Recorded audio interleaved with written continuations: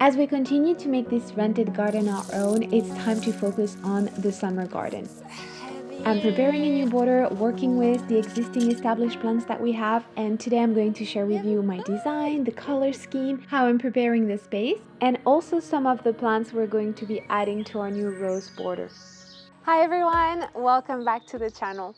Today we're continuing the preparations for a new border. I'm so excited. I started some seeds a couple of weeks ago.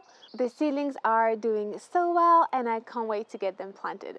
Today I want to talk a little bit more about the design, the color scheme that I chose, how I'm going to reuse an existing area. It's a question I actually get a lot when you're renting. How do you hardscape your garden? How do you work with what's already there? And this is exactly the process that I'm going to share with you today. We're renting and there's already a garden bed that's a landscape, an area where only roses grew, and I thought it would be wonderful to turn it into a lush summer border. So by adding a lot of different plants, textures, perennials, annuals, and just make it feel really full. On top of seed sowing, I also picked up some perennials, some of which you can see here are already blooming, so it's gonna be high time to start planting. If you've missed it, I picked up these perennials in very small containers about a month ago, potted them on, fertilized, and they exploded. So it's a very cost-efficient way to fill up your border. Just go for that smaller container size. Of course, there was another trip to the garden center, so there are many more perennials growing on and waiting to be planted out in our new border. When you're starting a new project, a new border, a new garden design, the first step is to assess the area. Measure it, assess the sunlight requirements so that you can know what kind of plants to put there and also how many. So let's go measure the space.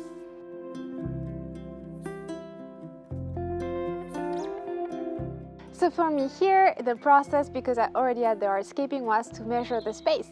And actually I need to decide whether I'm going to remove the strip of grass right in front of the border or if I should leave it to create a bit of a separation between the terrace and the planting.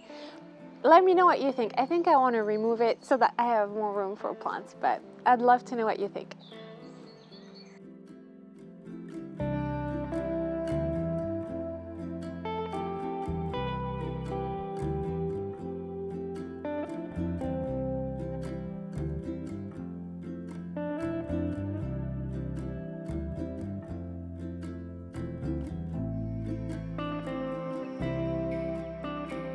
I also started gathering inspiration pretty early on, so some photos of gardens, of borders that I would like to emulate, the colors and color scheme that I would like to bring into the space. That's a little bit of a challenge because I have no idea what colors the 5 roses are, like what bloom color they are. So we'll see, there will be a surprise. I'm edging my bets that they're probably in shades of pinks or white, so hopefully that will match the colors that I've chosen. I was really attracted this year by burgundy, that deep burgundy, very rich color. So I got that through my dahlias and through some other plants. I also love purples and pinks. I think they're very cooling together.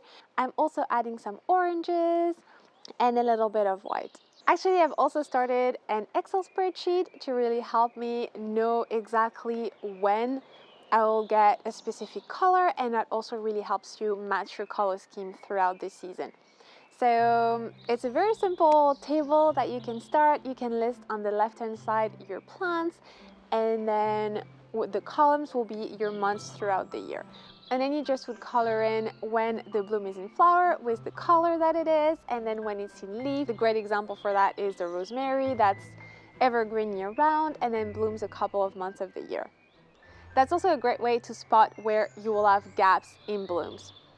Here specifically, I'm interested in a summer garden, so from May to September, I want it to be absolutely lush, but I'm noticing, of course, that then I won't have any blooms in December, January, and February. So this is something we'll probably work on later in the year, but that also helps you throughout your garden also, or when you're planning a new space, just to make sure that you have that interest year-round.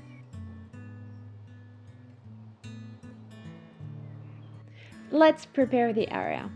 I'm really not a fan of that slate look.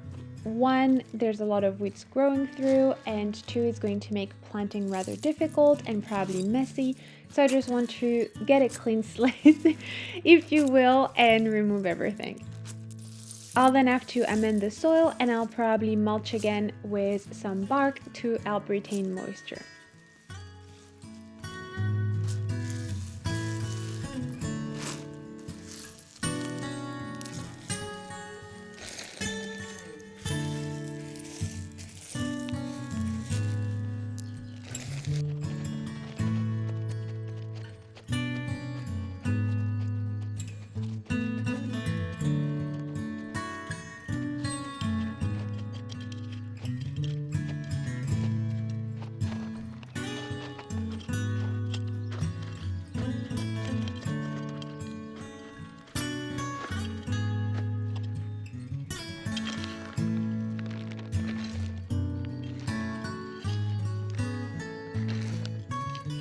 Whoa, I wasn't expecting it to take so long and that there would be so much.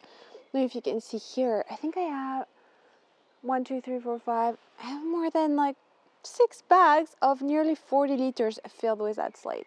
Okay, it turns out that when I thought I was done, actually just the area where Sushi's seating, there was a lot more slate, like about 10 centimeters, so the thickness is completely uneven. I don't know if you can tell on camera, but like the ground wasn't prepared properly, so it's all wobbly. I also found that they put in a weed membrane. I mean, it is filling, especially on the sides. You can see there are a lot of weeds. Some of them I've already removed. So I'll just relocate all those bags, I think, to a little corner over there so that we won't see it, and then we'll figure out what to do with those. Oh,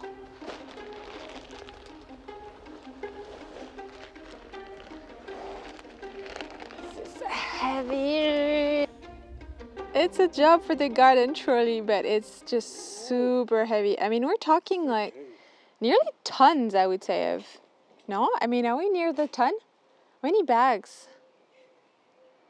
Oh, just about. Oh, look at that tight maneuvering. Oh, boop, boop, boop, boop, boop.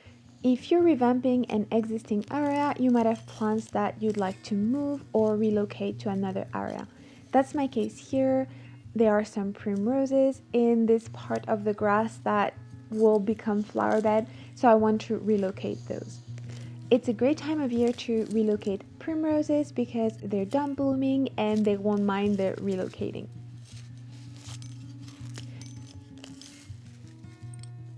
Under the oak tree that we have in the back garden, I'm creating a mini woodland garden.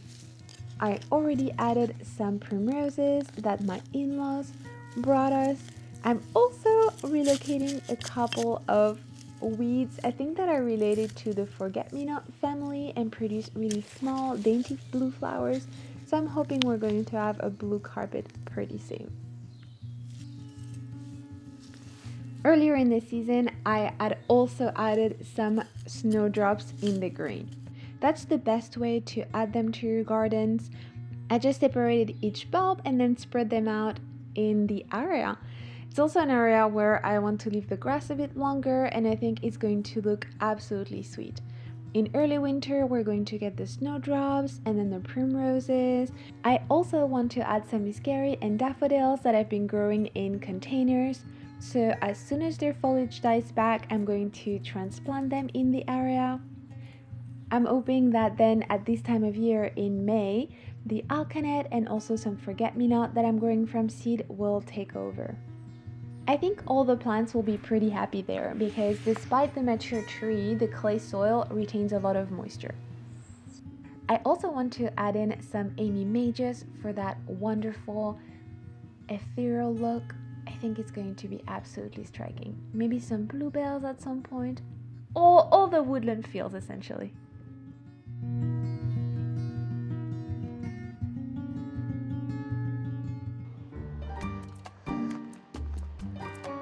Do you help Mama? Do you help Mama do it? Do you help? Do you help? Do you help? Do you help? Okay.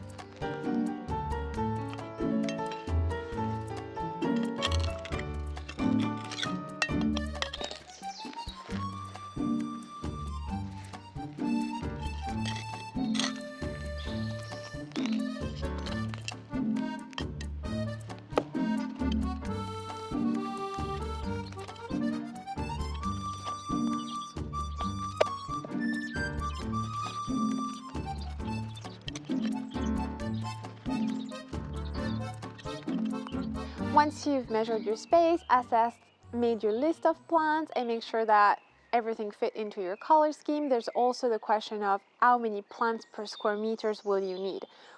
I'm going to try to plant as densely as possible because I don't want years until the border is filled and the ground is covered. I'm just going to pack those plants in closer than what's recommended on the plant tag so that I get a full effect from year one, and also to reduce the need for weeding. I'm not quite ready for planting, unfortunately. I still need to amend the soil and actually dig up half the flower bed. But I was thinking today we could still start laying out some plants together and see whether, one, we have enough, and two, if we can find a layout that we like, and also live with the plants a little bit. With a little bit of imagination, it can still be helpful to see where I'm going to have gaps and whether I need to add more plants. To place the plants correctly and have a cohesive design all season long, we're going to have to be careful about several things. One of them is making sure that we don't put all the plants that are going to bloom early in the season in one corner and the rest in another corner, because otherwise part of our border won't get some blooms. And to me, we want to try to have an even amount of bloom throughout the border. It's a small space. I think it needs to be cohesive that way. Also, I want to make sure that I dot around my different accent colors. I have a lot of underlying purples and pinks, but also those dots of burgundy and darker color, so they need to be spaced out also. And the last thing is how tall the plants are growing. So to me, I want to put the tallest plants toward the back of the border, so which is going to be the furthest away from the house, so that when we're inside and we're in the kitchen or in the dining area, we can see through the terrace and then the border and we can see all the plants. So I'm going to have very classically my tall layer at the back, my medium layer, and then my ground covers toward the front. I don't think this plant is going to last very long.